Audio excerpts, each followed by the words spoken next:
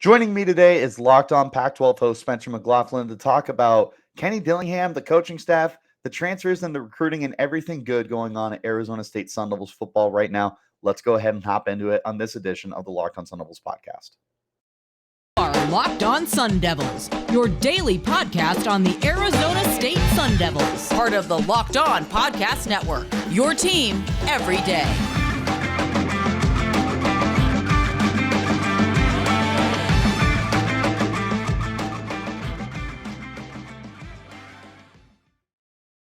Hello, everyone, and welcome back to the Locked On Sun Devils podcast, part of the Locked On Podcast Network, your team every day. My name is Richie Bradshaw, and I will be your guide for everything Arizona State Sun Devils. As always, thank you guys for making us your first listen of the day. Remember, you can get this podcast free and available on all platforms, including YouTube, if you want to see us in a visual platform.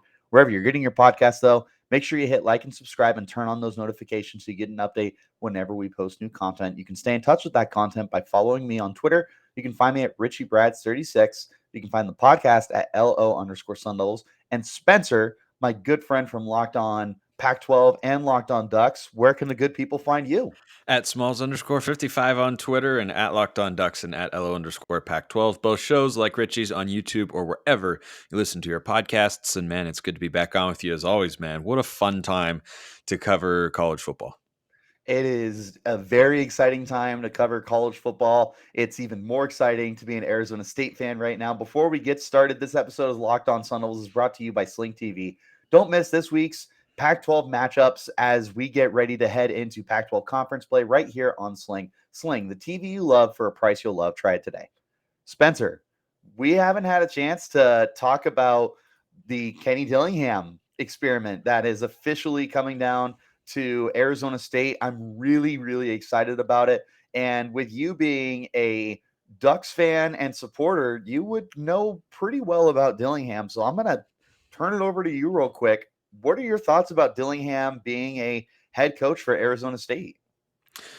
I think it's a risky move, but one that can certainly pay off. And I think the risk is twofold. And I'm not all negative on the Kenny Dillingham front. The early recruiting returns seem to be pretty good, specifically in the transfer portal, which we'll get to later. But number one, anytime you hire a young head coach who's never been a head coach and hasn't been a coordinator for that long, there's an element of unknown. And that was true with Dan Lanning, by the way. And for what it's worth, Oregon fans went through some growing pains this year with Dan Lanning kind of learning on the job about being a head coach. Do you always need to be aggressive going for it deep in your own territory? Is there, game management issues? Is there, there's little stuff like that you have to be prepared for. And we went through that with Dillingham as well, right? As the offensive coordinator, he did so many great things, right? And the offense over, 40 points a game most of the year. I think they were over 40 points in all but two, all but three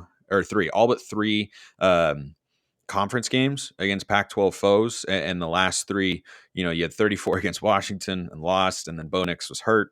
Bo Nix was hurt again, still put up 34 points. So he did a phenomenal job calling the offense, but there were some growing pains, and there were moments where Oregon got down into the red zone and they didn't execute very well. Kenny Dillingham would get too cute with his play calling. They didn't have as high a red zone percentage early in the year as they needed to. And I think that, somewhat reared its head further down the line. But, there were some adjustments made, some improvements, but still I feel like they were working out some kinks in that front. But that's the inherent risk, generally speaking, when you hire a young head coach, is even though these guys are very smart, very capable, very driven, they're still going to have to learn some things. And I think Arizona State fans need to be prepared for that. Here's the second component why I think this is a potentially risky hire, though I do think there is a chance for success as well. Arizona State is someone, or is a program, if a program were a person, would be someone that is undergoing basically a full tear down and rebuild. Yes. And you're trusting that in the hands of a guy who's been a play caller once and has been an OC for, I think, 4 seasons. I think it was one at Auburn, maybe one at Memphis, and then a couple at Florida State, somewhere in there. 5, it's not very long. And he's 32 years old. He's the youngest Power 5 head coach in college football. Correct me if I'm wrong, Richie. ASU still doesn't have the results of the sanctions investigation and what's Yep. going to surmise there. It feels, at least from the outset, like a program a little bit in chaos. And he's, just by way of being hired, provides some stability on that front. But I thought they would go more in a CEO experience head coach direction who's seen a thing or two, knows how to handle it. How do you manage people within the building because of that NCAA investigation looming? So I was pretty surprised by the hire. I totally see the logic for it. And I, completely understand that Kenny Dillingham was going to be a head coach one day, one way or the other. So I think ASU wanted to strike the iron while it was hot, because they felt, well, if we don't hire him now, he might get hired by another program in a year or two. And that is probably true.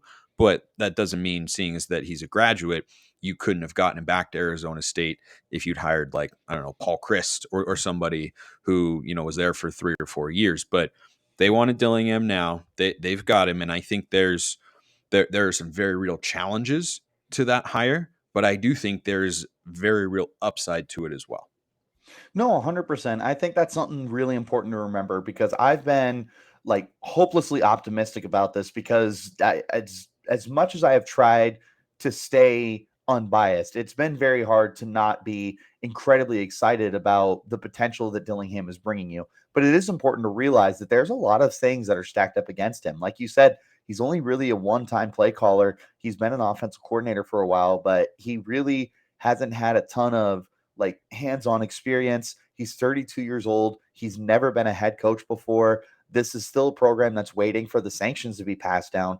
There's a lot stacked up against him, and expecting immediate success is like probably not fair to do, even though I'm having a hard time not doing that, because I feel like he's going to be able to rally everything and whatnot. But the expectation should be for him to take a couple of years to really get invested into the program and get everything turned around. It's not going to be immediate success. And I'm just curious, from your opinion as a Ducks fan, do you think, and this is probably a little off topic, do you think he mailed it in against Oregon State and was just already thinking about ASU? Because I know a lot of Ducks fans were saying like, oh man, that explains why our play calling was so bad and this, that, and the other. I'm just curious from your perspective as a fan more than anything. What was the final score of that game, Richie? What was it, like 34-31 or something like that? 37-34. There it is. I missed it by I 6 had this points. message very clear on my Locked On Ducks podcast, because there were people who expressed that frustration. Yeah. And I said, first of all, we hired Dan Lanning, and we knew going into the college football playoff he was going to be our head coach. Georgia still won the national championship. That's the first thing. The second thing is the offense put up 34 points. In no world should it ever be the offense's fault. Could they have done some things better? Did they lack some fine, tiny little details that maybe got overlooked because he was, getting ready to go to Arizona State? Sure, maybe. But fundamentally, you put up 34 points, you got to win the football game. End of story. Full stop. Right there. Don't want to hear anything else. And people who were, on that train, I shut them down real quick, because if you average 34 points a game in a season, you should win at least 10 football games. And Oregon's defense let them down against Washington and Oregon State in key spots. They weren't that far off from winning the game, but you put up 34 points in 2 out of 3 games, and you lost 2 games. That's not on the offense. BetOnline.net is your number one source for all your sports betting info, stats, news, and analysis. Get the latest odds, trends, and every professional and amateur league out there, from pro football to college bowl season, basketball, and even the World Cup. We've got it all at BetOnline.net. If you love sports podcasts, you can find those on BetOnline as well. We're always the fastest and easiest way to get your betting information. So head to the website today or use your mobile device to learn more about the trends in action happening right now at BetOnline, where the game starts. And of course, guys, if you have not checked out the Locked On Sports Today podcast, make that your second listen of the day. The biggest stories around the sports world in 20 minutes or less, instant reactions, game recaps, and Locked On's take of the day. Locked On Sports Today, available on YouTube and wherever you're getting your podcasts. Spencer, it's not just about Kenny Dillingham. He's put together a pretty decent coaching staff overall. Charlie Raggle coming down from Idaho State as the assistant head coach and special teams coordinator. Bo Baldwin, the head coach from Cal Poly, coming down to be the offense coordinator. Sean Aguano returning from the team as the interim head coach from last year back to his spot as the running backs coach. Another notable hire was Vince Amy as the defensive line coach. He was with the Sun Devils during their Rose Bowl run back in 96, but perhaps the biggest assistant coach hire, in my opinion at least, and a name that you are going to be very familiar with covering the Pac 12 is Brian Ward, the defensive coordinator for the team, taking over the same role that he had previously with Wazoo. I want to talk specifically about Brian Ward for a second. Now, Spencer, let's be honest. You're the expert when it comes to the Pac 12. That's the reason they're paying you the big bucks. Tell me about Brian Ward. Tell the good people about Brian Ward.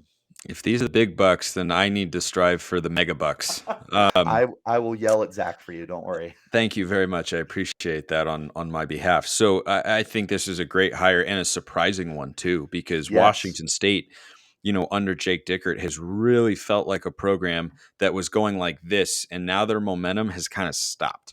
They lose a couple players to the portal in the NFL, DeJon Stribling, Dan Hemley, and now they've lost both their coordinators. And I really didn't see this one coming, Richie, because Brian Ward was a defensive play caller for a really good, really nasty Washington State defense this year.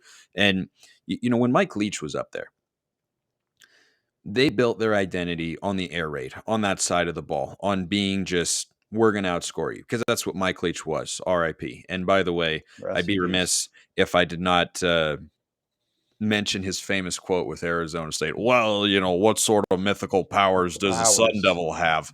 Maybe we can, take that into account. Maybe we can get the Harry Potter people to look at that. I don't know. I think, but a Bruin, that'd be like outstanding. He shut down a Wildcat immediately in that argument, and I loved that to pieces. Yeah, the Beavers and the Ducks, they didn't have a chance either. Well, no. Beaver and a Duck, I don't think they're going to have any chance. That's the best Mike Leach impression that I've got. But good. It was I do close it again. My eyes. I've got better voices, let's just say. But anyway, so I think that with Brian Ward, you're taking someone who comes from a high level defensive staff at a place that is difficult to recruit, meaning he has to have that X's and O's prowess, right? Trent Bray at Oregon State is in this category as well. Oregon State, Washington State, two of the hardest places to recruit in the country at the Power 5 level, let alone compared to other places in the Pac-12. Heck, I think in theory, it should be easier to recruit at ASU than Washington State. I don't think that should be particularly close. So I think he'll, see more talent in his backyard, close to home. You're closer to California, you're closer to Texas.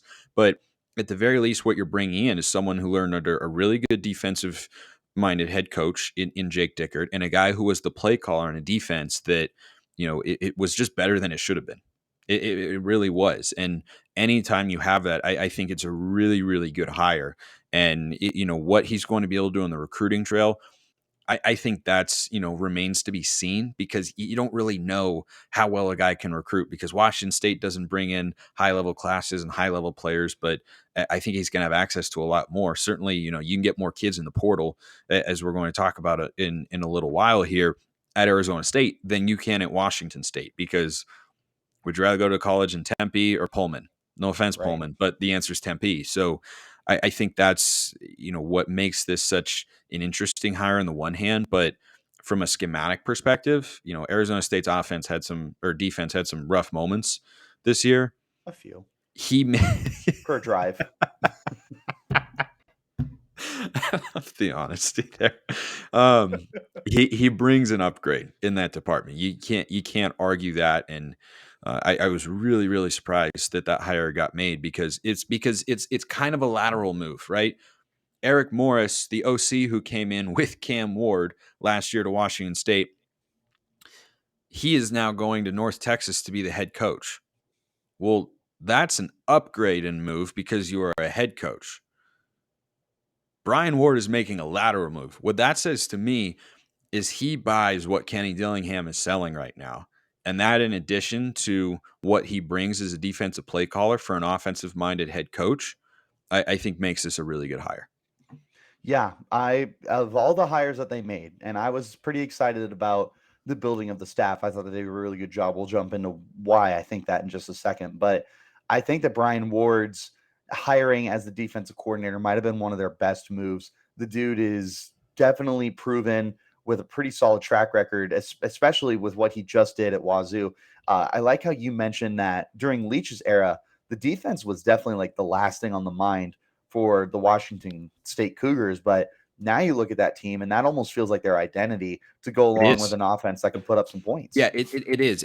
And Jake Dickert deserves a lot of credit for that because you take on the identity of your head coach, no matter what side of the ball or what position group specifically he comes from. Dickert, defensive head coach, has now flipped Washington State into a defensively led team. When Mario Cristobal was at Oregon, I wouldn't say they were, an offensively or defensively driven team. I think they were driven by playing in the trenches, specifically on the offensive line, because that's where Coach Cristobal played when he was at Miami. And then he brought in defensive linemen, the likes of Kayvon Thibodeau, because he knows what it means to be that impactful in front. I wonder what your dog thinks about all this sort of stuff.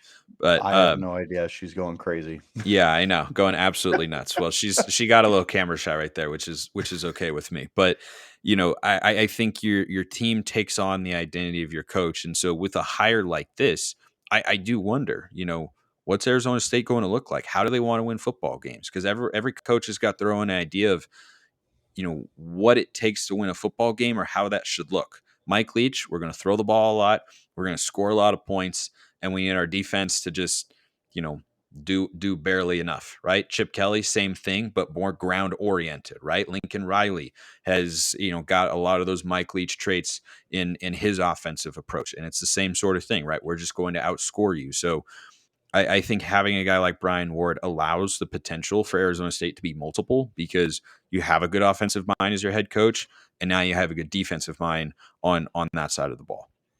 Yes, 100%. Now, I want to flip it real quick to the other side of the ball. Before we get that far, one more time, make sure that for your second listen of the day, you're going and making it the Locked On Sports Today podcast. Peter Bukowski brings you the biggest stories from around the sports world in 20 minutes or less. Get the analysis and opinions before anyone else with our local and national experts and insiders. Locked On Sports Today podcast available on YouTube and wherever you're getting your podcasts. Now, looking at the rest of this roster or coaching staff, there is something very common with the guys that they brought in.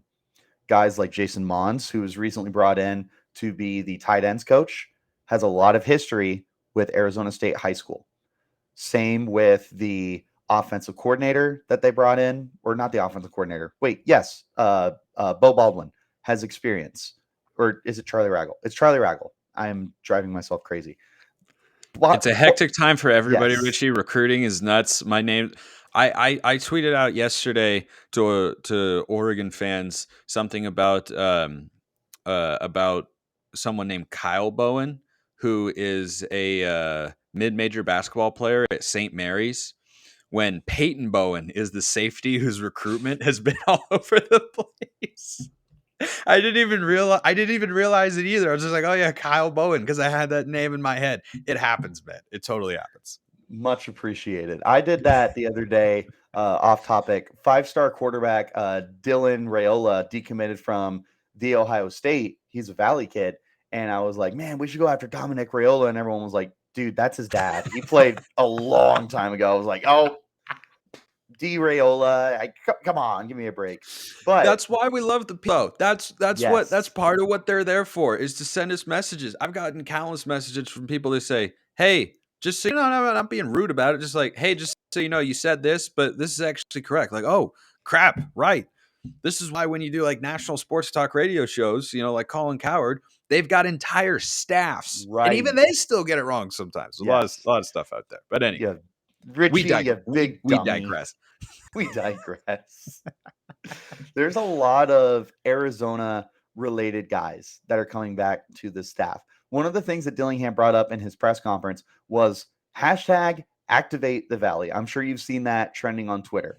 This is Dillingham's goal, was to reinvent Arizona State as a state school and recruiting its own talent. Because one of the things that the Herm Edwards era failed to do, particularly with Antonio Pierce, who was their head recruiter, was they did not recruit in their own backyard. And Spencer, there's a lot of talented high school football players in Arizona. It was a shame and a travesty that so many of these kids would straight up tell you, like, yeah, I didn't even get an offer from Arizona State. But Spencer, I had you take a look at the transfers that are coming in. There are 15 transfers. 8 of them played high school football at Arizona State, or played football in the state of Arizona. They are re-recruiting these kids who have come home and are excited to come home.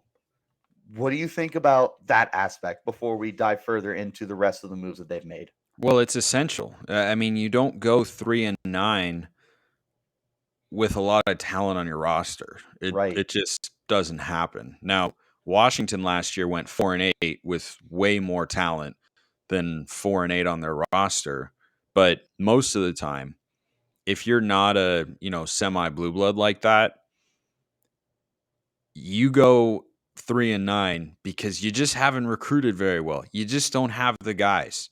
You don't have enough quality offensive linemen. You don't have a playmaker in the secondary. You don't have a high-level pass rusher. You don't have a run stuffer who can make a play when you need to on 3rd and 3, and your defense has to get off the field. And so I think what Kenny Dillingham is doing is really encouraging for Arizona State, because last year they finished outside the top 100 in recruiting, which is, as a friend of mine who went to Arizona State put, sickening. It is really sickening. It is unacceptable and ridiculous. And I mean, I'm sure the sanctions are a big part of that. Okay, but the final ruling hasn't come down, Richie, and Kenny Dillingham's doing a lot better than they did a year ago. And I think that's telling that it was time to make a change. And Arizona State fans, I know, agree with that sentiment. And so I look at where they're currently sitting in the composite rankings nationally, according to 24/7 from the prep ranks, and it's 60th. And that is, nothing to bat your eyelashes at, but that's a jump of about 40 spots from where they were a year ago. And there's still time to finish out the 2023 recruiting class. We've still got a couple months to go. And then you look at how many transfers they're bringing in, and that is arguably even more encouraging, because the portal can do so much for teams so quickly nowadays. You can't have that be an advantage, though, unless you have at least somewhat of a good reputation as a program, but also if your coaching staff isn't able to sell a message that players buy into. And 15 transfers who are coming from real programs, right? I mean, these are not, a bunch of FCS guys, a lot of Pac-12 transfers. You got a guy from Texas in there. There is one player from Sacramento State, but I saw him play a little bit this year. Cameron Scatabo. Yeah, like pretty solid player. Grades as a 3-star transfer for a reason. But SC, BYU, Cal, Kansas State, a lot of different schools in there where you look at and go, those are rosters that bring in the sorts of players that we want to bring in. And they didn't have a home anymore at that school, and so we welcome them here. So I think it's a great sign on both of those fronts, but particularly in the portal, just because of the volume. I mean, that's a lot of kids for a team that just went 3-9 and hired a 32-year-old head coach. It's a good spot to be. 100%. And that was one of the things I wanted to ask you about too, is, like you said, this isn't like a bunch of FCS kids. Like, yes, Cameron Scatabo played at Sac State, but this dude is averaging 7.5 yards per carry, and he's a big bowling ball when he has the ability to, get out in open space and whatnot. But they brought in, first of all, this is like Cal South now, because we brought in like 3 Cal kids between offensive line, a long snapper, running back. We got all sorts of Cal long kids snapper, baby. Slater Zellers is the future of long snapping. But one of the biggest bring-ins. I can't believe people listen to us sometimes. I know, but God bless them, because someone, no one has to listen to us, but they're choosing to. So right. We love you. Yes, we do. Love you so much. Very much. One of the biggest transfer names on the portal ended up coming to Arizona State in the form of Drew Pyne. Pyne, not the biggest kid in the world. 24/7 Sports has him listed at 6 foot 194. I've seen him listed as 5'11" or 5'10". So he's he's closer to me than he is Josh Allen, but he was a rock solid player for Notre Dame last year. Notre Dame starts off the year 0-2 with Tyler Buckner as their starter. Drew Pyne takes over. They go 8-2 the remainder of the way, 8-4 for the season, bowl eligible, all that good stuff. He's coming to Arizona State. I know that a lot of people are saying this is Kenny Dillingham's Bo Nix. We can calm down on that, first of all. But what are your thoughts on the quarterback competition now with Pyne coming home and potentially Trenton Bourguet still being the guy?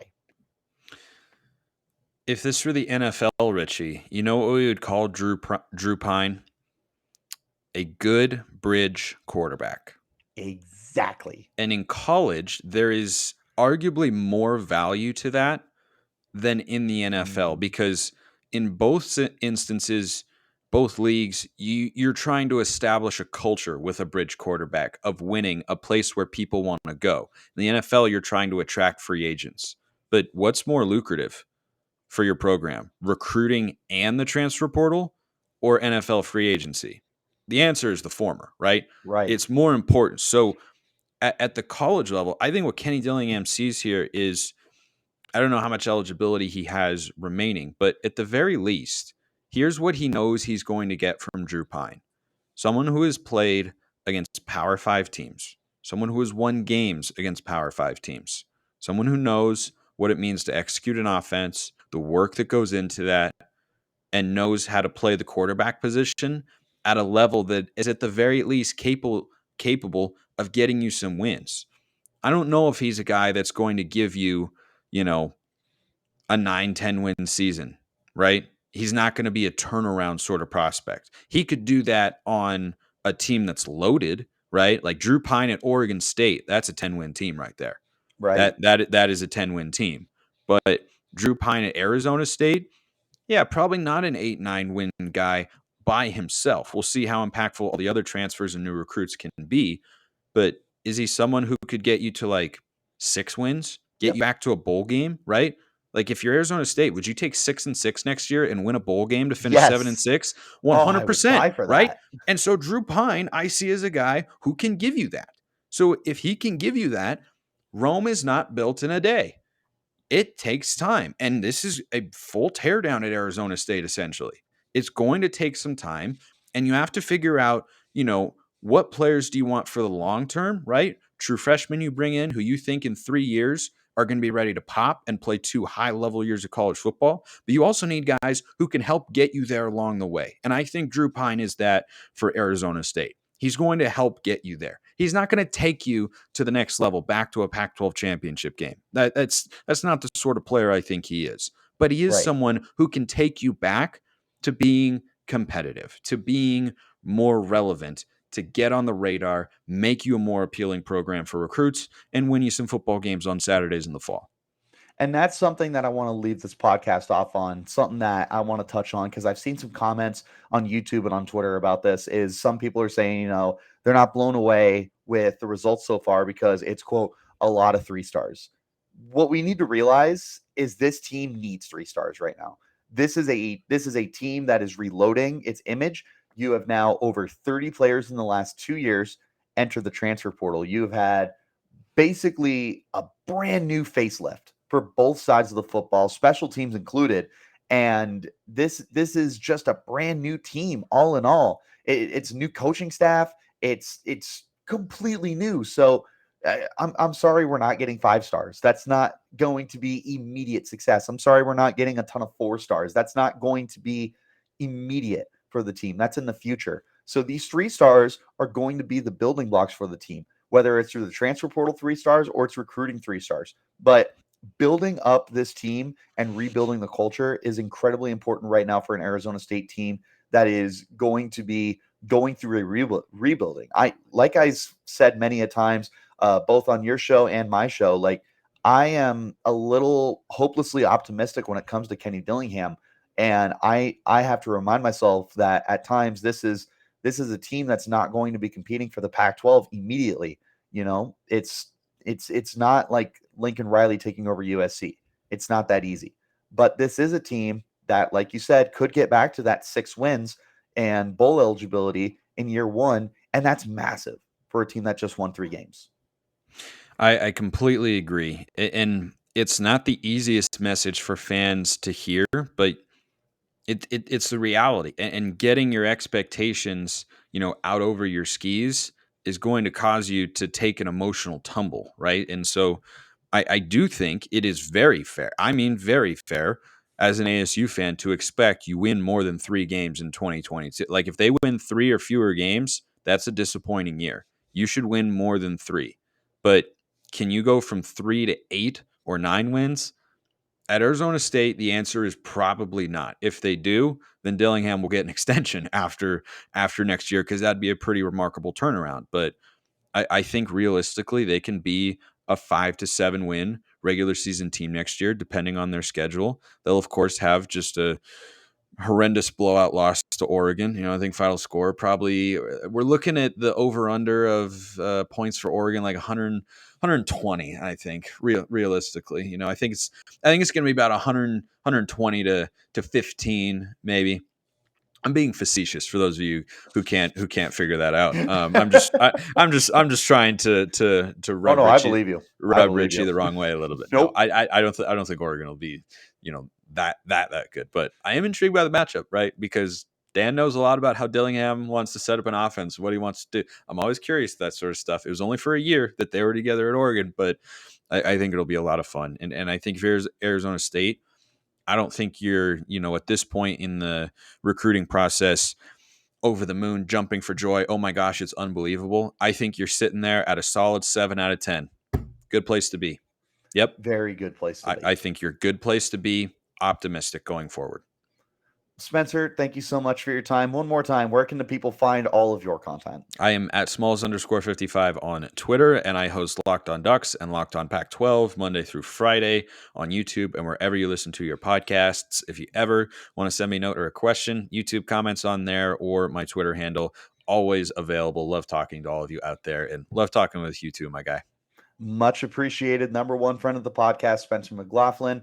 This has been Richie Bradshaw from the Locked On Sun Devils podcast. Until next time, you keep it locked right here on Locked On Sun Devils.